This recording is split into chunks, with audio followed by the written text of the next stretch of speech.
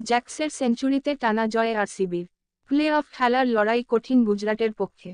Video শুরু করার আগে আমাদের চ্যানেলটি সাবস্ক্রাইব করে, ভিডিওটিতে লাইক শেয়ার কমেন্ট করে আমাদের সাথেই থাকুন।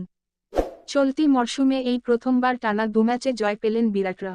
রবিবার টসে জিতে বল করার সিদ্ধান্ত নেন ডু প্লেসিস। প্রথম ওভারেই ঋদ্ধিমান সাহা আউট। পাওয়ার প্লে শেষ হতেই প্যাভিলিয়নে ফেরেন অধিনায়ক গিল।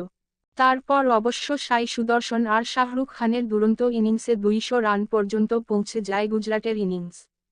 আরসিবি বোলারদের মধ্যে এদিন নজর কাড়লেন গ্লেন ম্যাক্সওয়েল।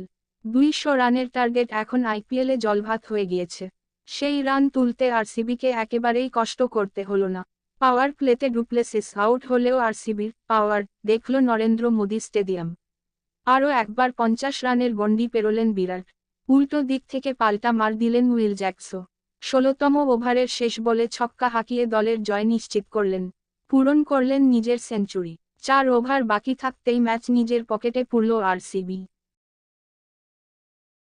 বেটে বলে দাপট চেন্নাইয়ের। হায়দ্রাবাদের কাছে হারের বদলা নিয়ে জয়ের স্মরণীতে ধোনিরা।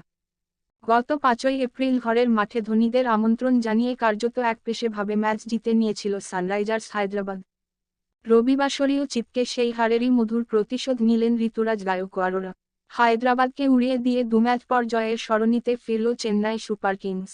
এদিন একদিকে অধিনায়কোচিত ইনিংস খেললেন ঋতুরাজ, অন্যদিকে হায়দ্রাবাদ ব্যাটিং লাইন আপে 10 নামালেন তুষার দেশপান্ডে। চলতি আইপিএলে মার্কাটারি ফর্মে রয়েছেন প্যাট কামিন্সরা। রেকর্ড অঙ্কের রান তুলে বিপক্ষকে রীতিমতো চাপে ফেলে দিচ্ছে নিজামের শহরের দল। তবে এদিন চেন্নাইয়ের কাছে বড় হারের সম্মুখীন হতে হয় তাদের।